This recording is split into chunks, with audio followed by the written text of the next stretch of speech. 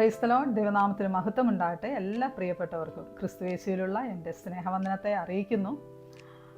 കഴിഞ്ഞ വീഡിയോയുടെ കണ്ടിന്യൂഷനായിട്ടാണ് ഇന്നത്തെ വീഡിയോ ഞാൻ ചെയ്യുന്നത്. റിയലി ഹൂ ആർ വി എന്നൊരു ടൈറ്റിലോടുകൂടിയായിരുന്നു ഞാൻ കഴിഞ്ഞ വീഡിയോ ചെയ്തത്. യഥാർത്ഥത്തിൽ നമ്മൾ ആരാണ്? അപ്പോൾ അതൊന്ന് റീക്യാപ്പ് ചെയ്ത് പറഞ്ഞിട്ട് തുടർന്ന് സംസാരിക്കുവാനായിട്ട് ആഗ്രഹിക്കുന്നു. യഥാർത്ഥത്തിൽ നമ്മൾ ആരാണ്? അതിനെ ഉൽപ്പത്തി പുസ്തകത്തിൽ പറഞ്ഞിരിക്കുന്നത് ദൈവം തൻ്റെ സാദൃശ്യത്തിലും സ്വരൂപത്തിലും മനുഷ്യനെ സൃഷ്ടിച്ചു.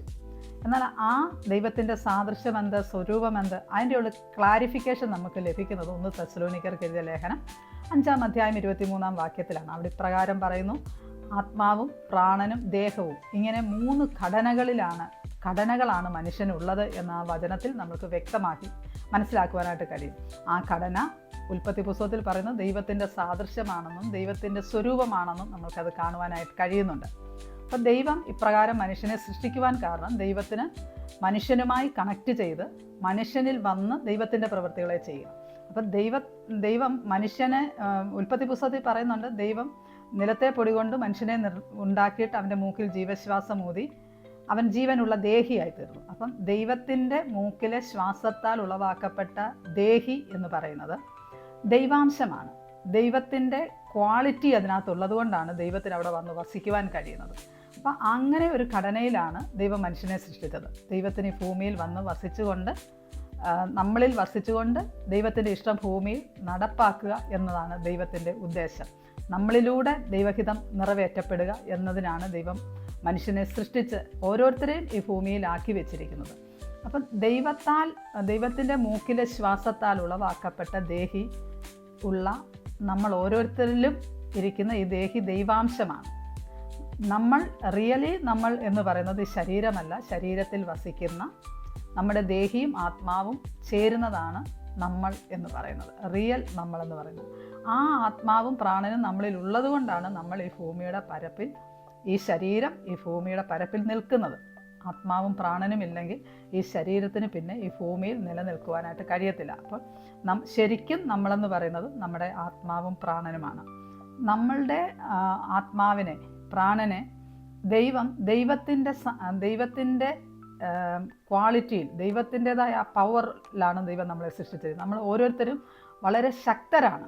എന്നാൽ നമ്മൾക്ക് വന്ന ഒരു കുഴപ്പം എന്താണെന്ന് ചോദിച്ചാൽ, നമ്മൾക്ക് ഇത് എപ്രകാരം കൈകാര്യം ചെയ്യണമെന്നുള്ള അജ്ഞതയാണ് നമ്മളുടെയൊക്കെ ജീവിതത്തിൽ പരാജയങ്ങൾ സംഭവിക്കാനുണ്ടായ കാരണം. നമ്മൾ വാസ്തവത്തിൽ പഠിക്കേണ്ടിയിരുന്നത് ഈ ജീവിതം എങ്ങനെ മുന്നോട്ട് ഈ ജീവിതത്തെ എങ്ങനെയാണ് ഡ്രൈവ് ചെയ്യേണ്ടത് എന്നുള്ളതായിരുന്നു നമ്മൾ വാസ്തവത്തിൽ പഠിക്കേണ്ടിയിരുന്നത്. നമ്മൾ ഹിസ്റ്ററിയും കെമിസ്ട്രിയും ഫിസിക്സും മാത്സും ഒക്കെ വളരെ ഡിഫിക്കൽട്ടായിട്ടുള്ള പല കാര്യങ്ങളും നമ്മൾ പഠിച്ചെങ്കിലും നമ്മളുടെ ജീവിതം എങ്ങനെ കൊണ്ടുപോകണമെന്നുള്ള ഒരു കാഴ്ചപ്പാട് നമ്മൾക്ക് ലഭിച്ചിരുന്നില്ല. നിർഭാഗ്യവശാൽ നമ്മുടെ ഗുരുക്കന്മാരോ നമ്മുടെ ചർച്ചകളിലോ ഒന്നും ഇതിൻ്റെ ഒരു വിദ്യാഭ്യാസം നമ്മൾക്ക് തന്നില്ല. അതുകൊണ്ട് ഇങ്ങനെ പറഞ്ഞ് കേട്ടിട്ടുണ്ടല്ലോ, അനുഭവം പാഠശാല. നമ്മൾ അനുഭവത്തിലൂടെയാണ് ഓരോ കാര്യങ്ങളും പഠിച്ചു വരുന്നത്. അപ്പോൾ നമ്മളുടെ ജീവിതം എന്ന് പറയുന്നത് ഒരു വാഹനത്തിന് തുല്യമാണ്. എൻ്റെ ചെറുപ്പത്തിൽ ഞാൻ ഒരു ചിൽഡ്രൻസ് സോങ് പഠിച്ചത് ഇങ്ങനെയാണ്: കൊച്ചു കൊച്ചു ജീവവണ്ടി, ദൈവം നിർമ്മിച്ച ജീവവണ്ടി. അങ്ങനെ ഒരു പാട്ട് ഞാൻ പഠിച്ചിട്ടുണ്ട്. ശരിക്കും ഒരു ജീവിതമാകുന്ന ഒരു വാഹനമാണ് നമ്മളുടേത്. അപ്പോൾ ഒരു വണ്ടി ഓടിക്കുവാൻ അറിയാൻ വയ്യാത്ത ഒരാൾ വാഹനം എടുത്ത് നിരത്തിലേക്ക് ഓടിയാൽ എന്ത് സംഭവിക്കും? വളരെ ആക്സിഡൻറ്റ്, ഓപ്പോസിറ്റ് വരുന്നവരിൽ നിന്നും അങ്ങോട്ടും ഇങ്ങോട്ടും ഒത്തിരി ആക്സിഡൻറ്റുകൾ നമുക്ക് സംഭവിക്കാനായിട്ടിടയും. അതുപോലെ തന്നെയാണ് നമ്മളുടെ ജീവിതവും. നമ്മളുടെ ആ ബാല്യം മുതൽ തന്നെ, നമ്മൾ ജീവിതം തുടങ്ങുന്ന ആ നിമിഷം മുതൽ തന്നെ നമ്മൾക്ക് അനേകം ഇമോഷണൽ ആക്സിഡൻറ്റുകൾ സംഭവിക്കുവാൻ സാധ്യതയുണ്ട്. അങ്ങനെ മുറിവേറ്റവരാണ് നമ്മളെല്ലാവരും തന്നെ. നമ്മളുടെ ജീവിതയാത്ര തുടങ്ങിയ അന്ന് മുതലുള്ള പല അനുഭവങ്ങളും നമ്മളുടെ ശരീരത്തിന് ഏൽപ്പിച്ച മുറിവിനെക്കാട്ടിലും കൂടുതൽ നമ്മളുടെ മനസ്സിനേറ്റ മുറിവുകളാണ്. അത് സുഖപ്പെടാതിരിക്കുന്ന അനേകം മുറിവുകളുണ്ട്. അപ്പോൾ ഇങ്ങനെയുള്ള അപകടങ്ങൾ സംഭവിക്കുമ്പോൾ ഒരു വാഹനമാണെങ്കിൽ നമ്മൾ അതിൻ്റെ ഷോറൂമിൽ കൊണ്ടുപോയി അതിനെ മെയിൻ്റെനൻസ് ചെയ്യുന്നത് പോലെ നമ്മുടെ ജീവിതമാകുന്ന വാഹനത്തെ നമ്മൾ എവിടെയാണ് പരാജയപ്പെട്ടത്, എവിടെയാണ് നമ്മൾ മുറിവേൽക്കപ്പെട്ടിരിക്കുന്നത്, ഈ വാഹനത്തെ ക്രിയേറ്റ് ചെയ്ത നമ്മുടെ ദൈവത്തിൻ്റെ സന്നിധിയിലേക്ക് കൊണ്ടുപോകുമ്പോൾ വചനം പറയുന്നത് ഒരുവൻ ക്രിസ്തുവിലായാൽ അവൻ പുതിയ സൃഷ്ടി ആകുന്നു എന്നാണ്. പഴയത് കഴിഞ്ഞുപോയി.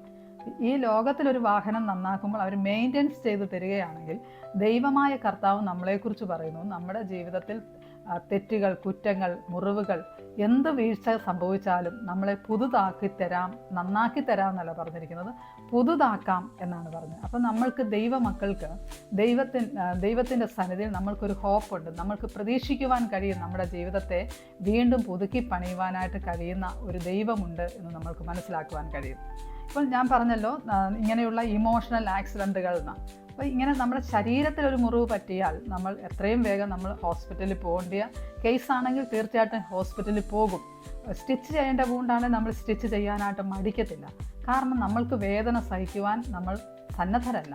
മറ്റൊരാൾ മുഖാന്തരമാണ് നമ്മൾക്ക് വേദന അനുഭവിച്ചതെങ്കിലും, മറ്റൊരാളുടെ കുറ്റം കൊണ്ട് നമ്മൾ മുറിവേൽക്കപ്പെട്ടാലും, നമ്മൾ മുഖാന്തരം മുറിവേൽക്കപ്പെട്ടാലും, എങ്ങനെ മുറിവേൽക്കപ്പെട്ടാലും നമ്മൾ അതിനെ ട്രീറ്റ് ചെയ്തിരിക്കും. കാരണം നമ്മൾ വേദന സഹിക്കുവാൻ തയ്യാറല്ല. എന്നാൽ കാലങ്ങളായിട്ട് നമ്മുടെ വൈകാരികമാകുന്ന മുറിവുകൾ, നമ്മുടെ മനസ്സിനേറ്റ മുറിവുകൾ, മറ്റുള്ളവർ തന്ന മുറിവുകൾ ഒക്കെ നമ്മൾ വഹിച്ചുകൊണ്ട് നടക്കുമ്പോൾ നമ്മൾക്ക് അത് ചികിത്സിച്ച് സൗഖ്യമാക്കാതെ നമ്മൾ ആ വേദന സഹിച്ചുകൊണ്ട് നാളുകൾ, കാലങ്ങളായിട്ട് നടക്കുന്ന അനേക വേദനകൾ നമ്മുടെ ഉള്ളിലുണ്ട്.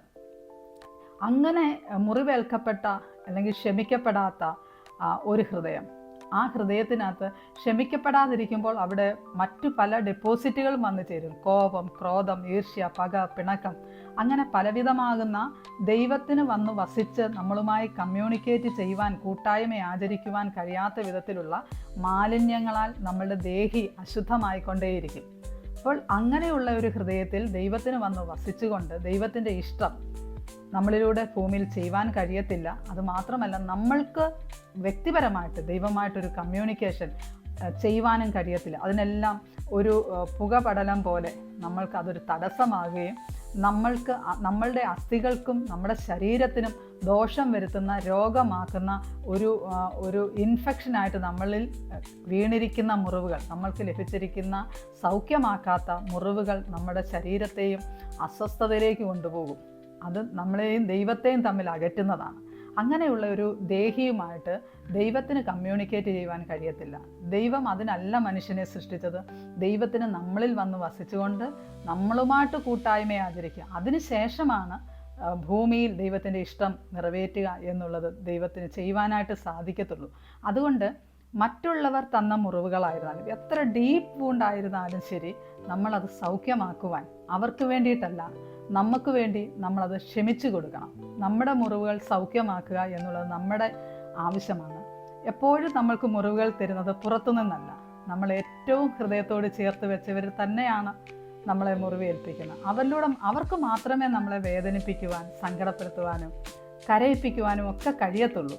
എന്നാൽ നമ്മൾ അവരോട് ഹൃദയപൂർവ്വം, അവർക്ക് വേണ്ടിയല്ല നമുക്ക് വേണ്ടി നമ്മൾ ക്ഷമിക്കണം. നമ്മൾക്ക് വേണ്ടി തന്നെ ആ മുറിവുകളെ സുഖപ്പെടുത്തണം.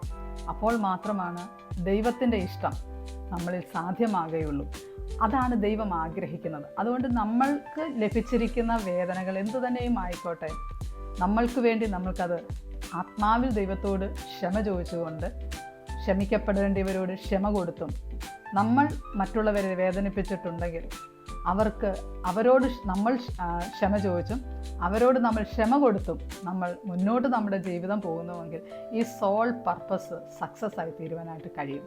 ദൈവം എന്തിനാണോ നമ്മളെ ഈ ഭൂമിയിലേക്ക്, ഈ സോളിനെ ഈ ഭൂമിയിൽ ഒരു ശരീരം തന്ന് ഈ ഭൂമിയിലാക്കി വെച്ചിരിക്കുന്നത്, ആ സോളിനൊരു പർപ്പസ് ഉണ്ട്. ആ പർപ്പസിലേക്ക് എത്തുവാൻ നമ്മളെ തടസ്സപ്പെടുത്തുന്നത് എന്തു തന്നെയായിരുന്നാലും ദൈവസന്നിധിയിൽ നമ്മൾക്കതിനെ വിട്ടുകൊടുത്തുകൊണ്ട്, നമ്മളെ സ്നേഹിച്ച, നമ്മളെ ജീവന് തുല്യം സ്നേഹിച്ച ഒരു ദൈവമുണ്ട്, ഒരു കർത്താവുണ്ട്. 33.5 തിരുവയസ്സുള്ള ഒരു ചെറുപ്പക്കാരൻ എനിക്ക് വേണ്ടി, നിങ്ങൾക്ക് വേണ്ടി തൻ്റെ അവസാന തുള്ളിയത് രക്തം വരെ ഊറ്റിത്തന്ന യേശു കർത്താവ്, ആ ചെറുപ്പക്കാരനായിട്ട് 33.5 തിരുവയസ്സിലെ രക്തമാണ് നമുക്ക് വേണ്ടി തന്നത്. ആ കർത്താവ് അത്രമാത്രം നമ്മളെ സ്നേഹിക്കുന്നുവെങ്കിൽ ലോകത്തിലെ സ്നേഹത്തെക്കാട്ടിലും എത്ര പെർഫെക്റ്റായിട്ടൊരു സ്നേഹമാണത്. അപ്പോൾ ആ കർത്താവിന് വേണ്ടി നമ്മളുടെ ജീവിതത്തെ നമ്മൾക്ക് സമർപ്പിക്കുകയും ആ ദൈവം നമ്മുടെ ഹൃദയത്തിൽ വന്ന് വാസം ചെയ്തുകൊണ്ട് ഈ സോളിന് നമ്മളെക്കുറിച്ചുള്ള ദൈവത്തിൻ്റെ പദ്ധതി ദൈവം നടപ്പാക്കുവാൻ വേണ്ടിയും ദൈവവുമായിട്ട് നമ്മളുടെ കൂട്ടായ്മ പുനഃസ്ഥാപിക്കുവാൻ വേണ്ടി നമ്മുടെ സോളിനെ നമ്മൾക്ക് ഒന്ന് ദൈവസന്നിധിയിലേക്ക് സമർപ്പിച്ച് ആ പുതുതാക്കാം എന്ന് പറഞ്ഞ നിങ്ങളെ പുതുതാക്കാം എന്ന് പറഞ്ഞ കർത്താവിൻ്റെ കരങ്ങളിൽ നമ്മുടെ ജീവിതത്തെ സമർപ്പിച്ച് നമ്മുടെ ജീവിതത്തെ നമുക്ക് ഒന്ന് പരിശോധിക്കാം, ദൈവകരങ്ങളിലേക്ക് സമർപ്പിക്കാം. അപ്പോൾ സോളിൻ്റെ കണക്ഷൻ, സോളിൻ്റെ പർപ്പസ് നമ്മൾ മനസ്സിലാക്കുന്നുവെങ്കിൽ ഇന്നത്തെ അവസ്ഥ നമ്മുടെ സോൾ എപ്രകാരമായിരിക്കുന്നു എന്ന് നമ്മളെ തന്നെ ഒന്ന് പരിശോധിക്കുക. ദൈവവുമായിട്ട് അല്ലെങ്കിൽ ആ സോൾ പർപ്പസിൽ നിന്ന് നമ്മളെ അകറ്റുന്നത് എന്താണെന്ന് അവരവർക്കാണ് അറിയാൻ പറ്റുന്നത്. നമ്മളെ തന്നെ ഒന്ന് ശോധന ചെയ്ത് എവിടെയാണ് പ്രയാസം സംഭവിച്ചിരിക്കുന്നതെന്ന് മനസ്സിലാക്കി ക്ഷമിക്കേണ്ടിയവരോട് ക്ഷമിച്ചും പുറത്തു കൊടുക്കേണ്ടത് പുറത്തു കൊടുത്തും നമ്മൾക്ക് നമ്മുടെ കർത്താവുമായിട്ടുള്ള ഈ സോൾ പർപ്പസിൻ്റെ സക്സസ്സിലേക്ക് നമ്മൾക്ക് മുന്നോട്ട് പോകാം. ഈ സോളിനെ എങ്ങനെ ടേക്ക് കെയർ ചെയ്യണമെന്ന് അടുത്ത വീഡിയോയിൽ ഞാൻ സംസാരിക്കുവാനായിട്ട് ആഗ്രഹിക്കുന്നു. എല്ലാവരെയും ദൈവം സഹായിക്കട്ടെ. God bless you, each one of you. Thank U.